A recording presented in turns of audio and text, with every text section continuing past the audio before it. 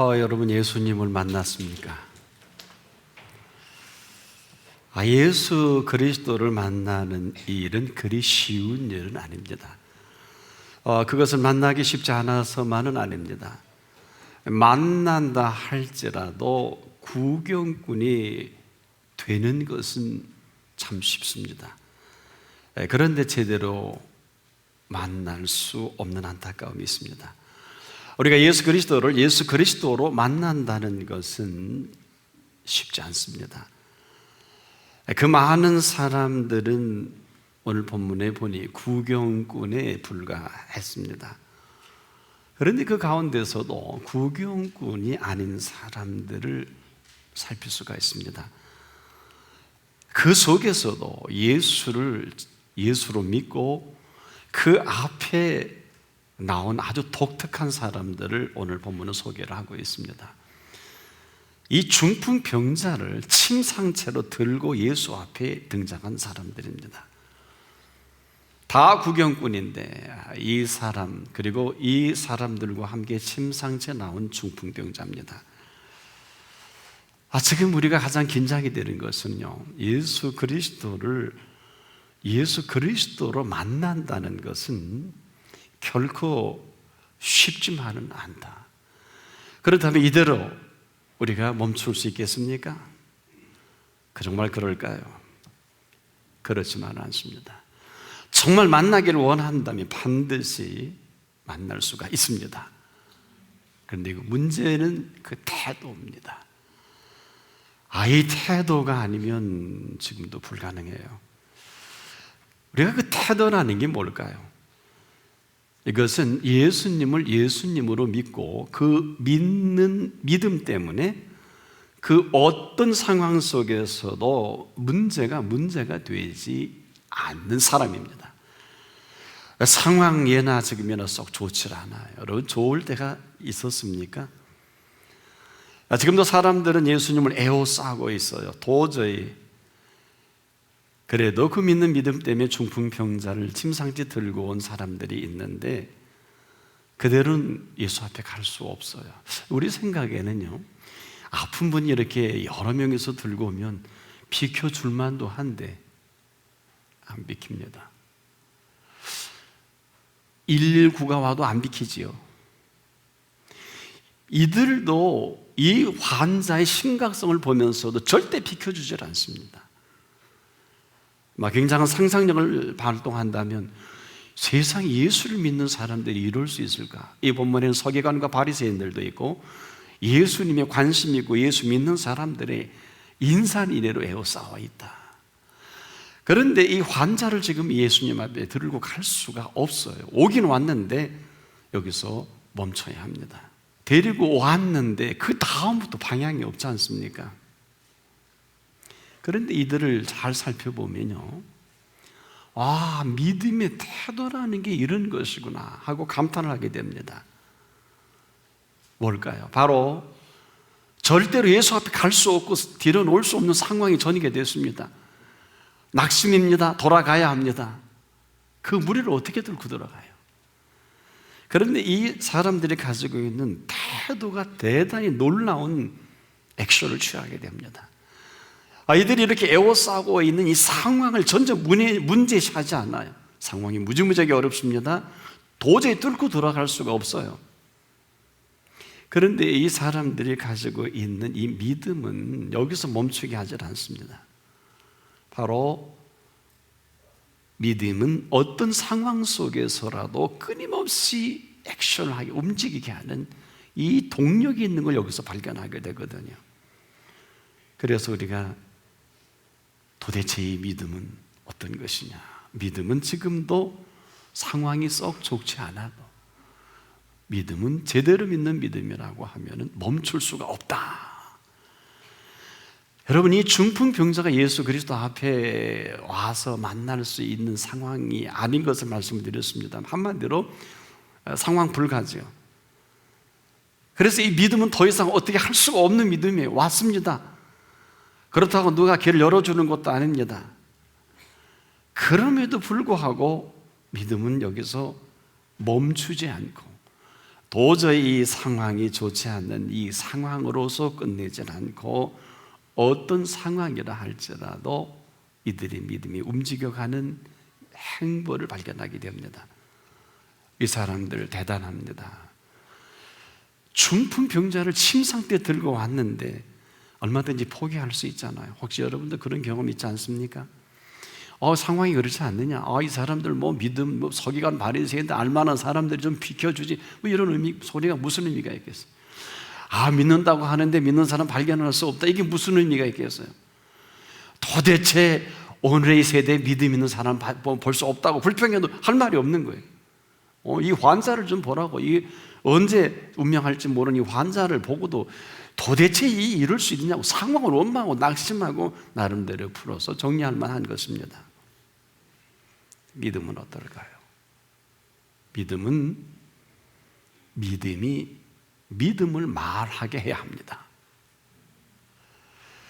자, 이는 믿음이 뭘까요, 여러분? 여러분이 생각하는 믿음이 어떤 것입니까? 믿음은요, 지금 우리가 믿는 믿음이 말을 하게 해야 합니다. 그렇다면 믿음이 믿음을 말하게 해야 한다면 그 믿음의 대상이 누굴까요? 바로 예수 그리스도께서 말할 수 있도록 우리가 물어야 합니다. 이 상황 자체에 대한 예수님의 견해를 듣기 전에는 함부로 평가해서는 안 됩니다. 그런데 이 상황은 불가합니다. 도저히 이 상황은 글자 그대로 여기서 멈춰야 할 상황입니다. 여러분, 우리가 삶의 현장에서 대단히 조심해야 될 것은 이런 참으로 이해할 수 없고 우리가 어찌할 수 없는 상황을 예수님이라고 하면 어떻게 하셨을까? 여러분, 물은 일이 있습니까? 만일에 이 무릎을 가장 진지하게 물었다고 하면은 가장 진지하게 이 문제를 묻고 문제를 가지고 있는 사람은 반드시 답을 알 수밖에 없습니다. 여러분, 문제가 정확하게 무엇인지 모르면은요, 답을 얻을 수가 없어요. 이것은 오늘 본문을 통해서 이 사람 중풍병자는 현대의학으로 안 됩니다. 당대의학으로 안 됩니다. 이 병은 고칠 수가 없다라는 이 불치의 병으로 못을 받고 정확한 문제의식을 정리한 다음에 이 사람들은 이를 침상채 예수 그리스도 앞에 오게 된 것입니다. 우리가 정리해보자. 그래서 우리는 지금도 무엇이 문제인가를 정확하게 묻지 않고 내 생각대로 이런 문제 저런 문제를 가지고 하나님 앞에 오니 답을 주실 게 없다. 그래도 지나친 얘기는 아닐 것입니다. 그리스도인에게는요, 정확한 문제를 알고 있어야 합니다. 그래야 정답이 나와요. 여러분, 문제도 모르는데 무슨 답을 합니까? 그래서 어떤 수학과 교수가 칠판에 적었잖아요. 248을 적어놨습니다. 너희들은 답이 뭐라고 생각하느냐? 이 학생 248, 그 다음에 10 아닙니까? 수열 아닙니까? 곱하기를 해서 무슨 답을 냅니다. 학생들이 여기저기 답을 하는데 교수가 이제 그만. 내가 문제를 낸 일이 없는데 어떻게 답이 나오는가? 이렇게 묻습니다. 나는 문제를 물은 일이 없다. 답이 뭐냐고 물었다. 이렇게 살지 않아요. 문제가 무엇인가를 정확하게 알 수 있는 사람, 특히 크리스찬에게는 답이 반드시 있습니다. 그래서 그 믿는 믿음 안에서 우리의 삶이 어떻게 전개되는가 심각하게 살피는 것은 대단히 중요해요. 그래서 내가 살아가는 내가 문제가 무엇인가, 이걸 사람들에게 조언을 구할 수도 있겠지만은 신통치 않지요. 여러분의 문제는 사실 이 땅에서 그럴싸한 멘토는 없어요. 해보시면 압니다. 뭐로 여쭤보시면 압니다. 왜 그럴까요? 여러분의 문제의식을 정확하게 모르기 때문에 그래요. 그 모르는 문제를 가지고 248 적어놓고 답이 뭡니까 하는 거 똑같은 거 아니에요? 깊이 생각해 보십시다. 사실 우리의 문제는요, 내가 나를 아는 것보다 그분이 더 잘 압니다. 그래서 이제 심각해지는 것을 발견하게 돼요. 지금도 정확한 문제를 알게 되면 답은 있습니다. 그래서 문제가 정확해질수록 답이 분명한 만큼이나 바로 우리가 믿는 믿음은 지금도 믿음이요, 믿음을 말하게 해드려야 합니다. 그런데 문제는 문제와 답 사이의 과정이에요. 이 과정이 바로 태도입니다. 바로 이것을 우리가 접하는 문제를 풀 수 있는 가장 중요한 것은 태도거든요. 이렇게 정리할 수 있어요. 믿음이 태도만큼 중요하지 않다. 그래서 우리는 지금도 믿음이 아니면, 즉 믿음의 태도가 아니면 아무것도 기대할 수가 없어요. 그냥 살아오던 대로, 우리 습관적인 그릇인 대로 기도해도 안 되는 그 기도하고 있고요. 또 하나님 앞에 열심히 헌신하고 싶어도 안 되는 헌신이고요. 우리가 원하는 세상은 아직도 이루어지지 않았고요. 하나님은 그저 하나님 아버지이신 건 틀림없지만 나를 내버려 두신 아버지 하나님, 그리고 지금도 무능한 하나님, 내 삶 속에 그 어떤 것도 할 수 없는 하나님으로 스스로 핑계 아닌 핑계로 아주 현실 감각이 탁월한 착각을 하고 있습니다. 그럼에도 믿음이 태도인 이유는요, 오늘 본문을 보면 이 사람들의 태도가 중풍병자하고 관계없이 이 사람들의 태도 하나로 이 중풍병자는 고침을 받습니다. 믿음의 태도만이 이 중풍병에서 자유롭게 할 수 있는 유일한 근거예요. 다른 길은 없어요. 지금 어떻습니까? 우리에게 지금 믿음 없는 사람은 없어요. 그러나 그 믿음이 믿음을 말하게 하는 이 태도를 갖고 있지 못합니다. 그래서 우리 가장 심각한 이 태도, 믿음의 태도는요, 되게 하기도 하고 안 되게 하기도 하거든요. 그래서 지금도 문제는 이 믿음의 태도가 내 삶을 주도하는 줄 나도 잘 몰라요. 그리고 그냥 믿음이 있다고 하는데 어떻게 했습니까? 우리가 아까도 말씀을 드린 대로 문제가 뭐냐라고 확실하게 문제를 갖고 있을 때만이 답을 정확히 할 수 있다고 했는데, 자, 그렇다고 하면 우리 그리스도인에게서 믿음은 어떤 믿음이야 할까?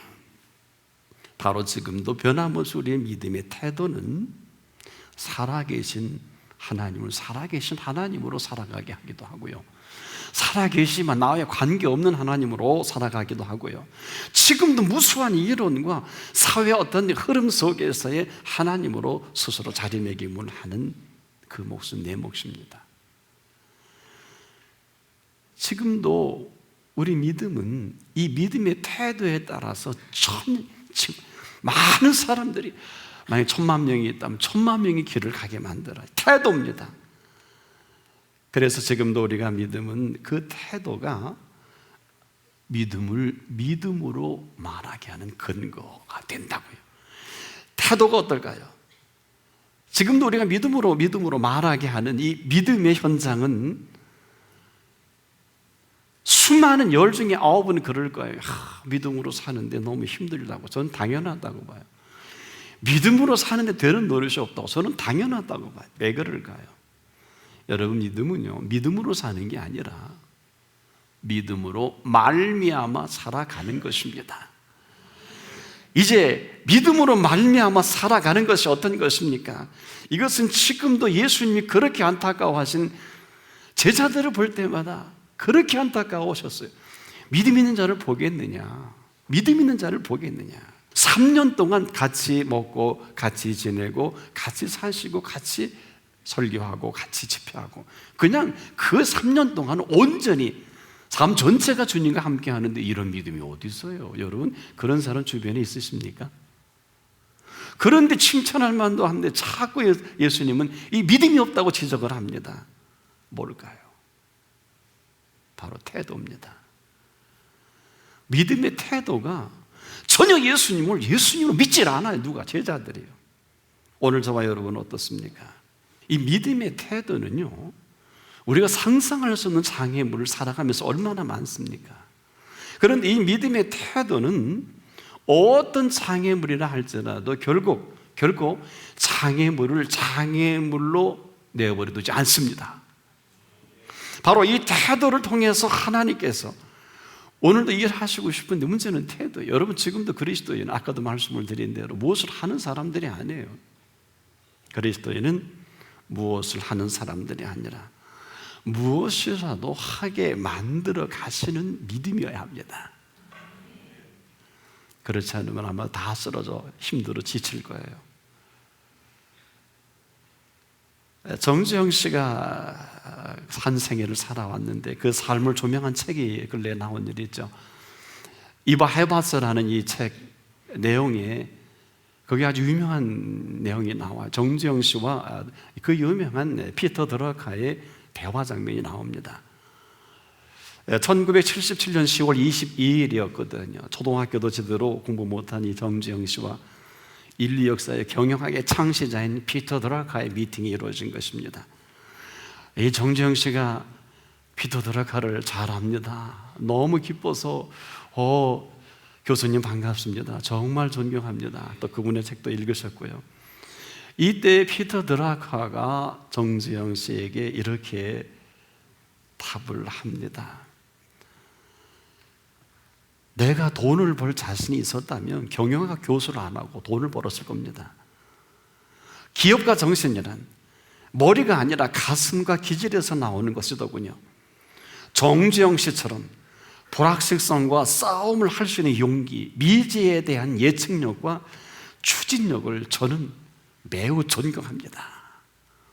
오히려 정지영 씨가 피터 드라카를 존경하는 것보다 이분을 정확하게 분석과 파악을 하고 피터 드라카는 경영학자답게 정지영 씨를 평가하고 더 존경하는 표현을 했던 피터 드라카입니다. 역시 피터 드라카다워요.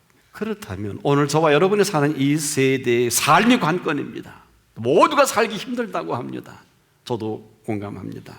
하지만은 우리의 삶은 우리의 삶이 아니라 창조주가 허락하신 삶입니다. 그렇다면 이제라도 이 삶을 진지하게 그분께 물어야 할 시간이 왔어요.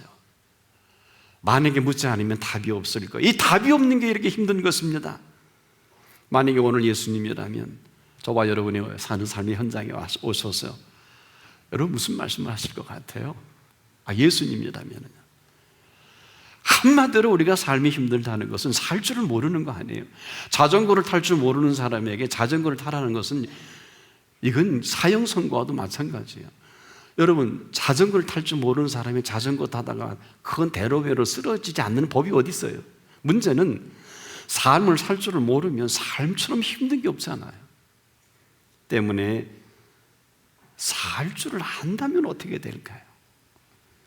창조주께서 주신 삶을 살 줄을 안다면 여러분이 삶처럼 오묘하고 신비로운 게 없습니다. 그 은총의 세계에 들어올 수 있기를 초청합니다. 때문에 예수님 오죽이나 안타까우셨으면요, 육을 마음대로 살리고 죽이고 하는 자를 두려워하지 말라. 영혼을 살리기도 하고 죽이기도 하는, 지옥에 가기도 하고 천국에 이끄는 그분을 기억하라고 하셨습니다. 지금 어때요? 상황 때문에 상황을 문제 삼지 않는 사람 여기 한 분도 없어요. 심지어 저도 여기에 자유롭지 못합니다.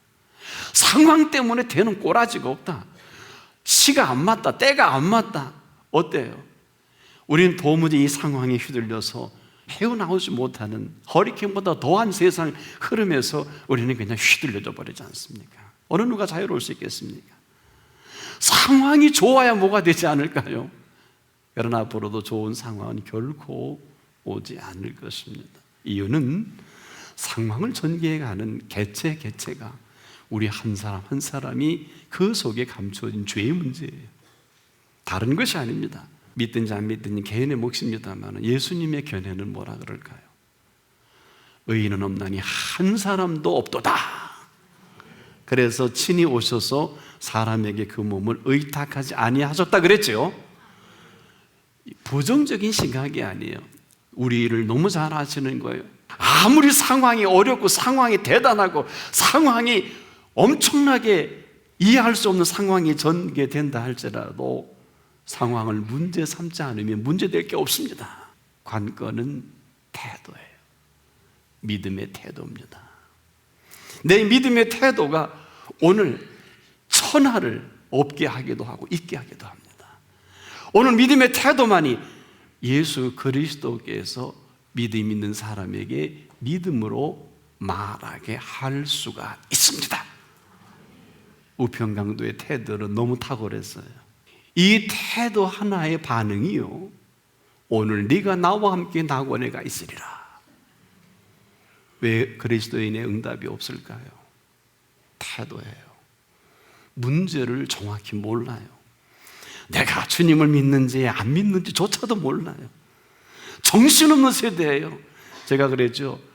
문제를 모르는데 어떻게 답이 나와요? 그건 각자의 몫입니다. 여러분, 기도의 응답이 없는 게 아니라 기도가 내용이 없어요. 기도가 기도답지를 못해요. 그건 하나님이 아시겠죠? 우리는 몰라요. 보세요. 이 중풍병자를 사람들이 들고 왔을 때 저는 이 본문을 보다가 참 멈췄어요.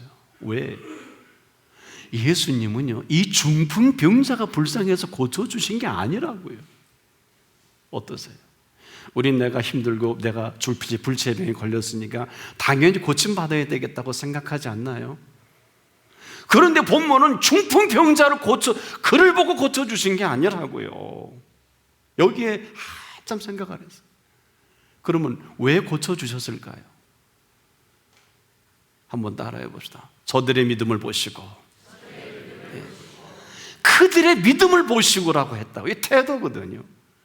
그 사람이 아파서 힘든 거에 주님이 반응하신 게 아니라 저들의 믿음을 보시고. 그럼 그 믿음이 어떤 믿음일까요? 정리해 보자고요. 아까 믿음은 그 믿음을 말하게 해야 한다고 했는데요. 자, 문제의식은 이 중풍병자는 현대, 강시의학에는 현대의학은 안 된다. 그래서 이들이 데리고 왔으며 상황은 무리들이 절대 피해주지 않습니다. 믿음은 여기서 멈출까요? 그러면 문제를 가지고 왔으니까 답을 하실 수 있는 분 앞에 가야 되지 않을까요? 그런데 대화가 멀리 떨어져 있기 때문에 안 됩니다. 할 수 있는 게 믿음이에요. 잘 기억하세요. 그래도 된다는 게 아니에요. 이 문제에 답을 할 수 있는 분은 저 가운데 계신 저분이시다. 그래서 그들은 상의를 해서 지붕을 뜯어서라도 내려보자. 그리고 지붕에 올라가서 기와를 뜯었다 그랬죠. 뜯고, 물론 팔레스타인은 기와가 있는지 없는지 좀 상상하기 힘들겠습니다만은, 그리고 그 중풍병을 달아내립니다. 이때 그들의 태도를 보시고 예수님이 저들의 믿음을 보시고 이 중풍병자에게 어마어마한 선언을 하십니다. 네 죄사함을 받았느니라. 그러니까 똑똑한 서기관과 바리새인들이 저것도 무슨 소리야, 수군대는 것까지 하시고 야 죄사함을 얻었다 하는 소리와 네 자리를 들고 가라는 게 어느 게 쉽겠느냐. 인자가 죄사하는 권세가 너희에게 있는 줄을 알게 하려 하며 하시면서 그를 보고 마지막 하신 일이 뭘게, 네 중풍병자에게 자리를 들고 걸어가라 그러셨지요. 일어나 걸어가라 하셨지요. 네. 이게 무슨 얘기겠습니까? 중풍병자를 보고 고치신 것이 아니라 저들의 믿음을 보시고 태도라고요. 아마 모르긴 하겠습니다만은 지금도 우리의 관심사와 예수님의 관심은 전혀 달리 해석이 되고 있어요. 문제가 뭐냐고요. 문제는 지금도 그리스도인의 태도거든요. 상황은 예나 지금이나 썩 좋지 않아요. 좋을 때가 거의 없었습니다. 외람되지만 이렇게 표현해드리고 싶어요. 우리가 보는 상황이 그런 거예요. 하지만 예수님이 보시는 상황은 어떨까요? 예수님이 보시는 상황은 어떨까요? 따라해 봅시다. 항상 기뻐하라. 쉬지 말고 기도하라. 범사에 감사하라. 이게 예수님이 보시는 현실이에요. 이게 복음이에요. 그럴 만한 능력이 있으십니다. 범사를 주도하시는 실력이 있으시기에 현재까지는 네 모습이지만 이후로 범사는 내가 주도하마. 그래서 여러분 명령형 아닙니까? 믿음으로 사는 게 아니라 그리스도인은 목회자고 성도고 다 똑같이 믿음으로 말미암아 살아가는 거예요. 우리 것은 없어요. 우리가 무엇을 하는 게 아니에요. 그 믿는 그 믿음을 근거로 해서 무엇이든지 만들어 가시는 사실을 믿는 거예요. 우리에게는 없다고요. 그러나 이 모든 것이 우리의 모습이라면 하나님의 모습은 어떨까요? 그럼에도 불구하고 우리의 태도를 보십니다. 저들의 믿음을 보시고 중풍병자를 살려주신 것이지 중풍병자의 아픔을 보고 살려주신 것이 아닌 것은 충격이에요. 충격.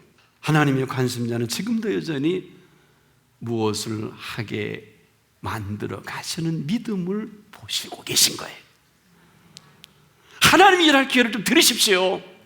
예수님으로 예수님 되게 하십시오. 인류 역사의 종려주일의 하이라이트는 뭘까요?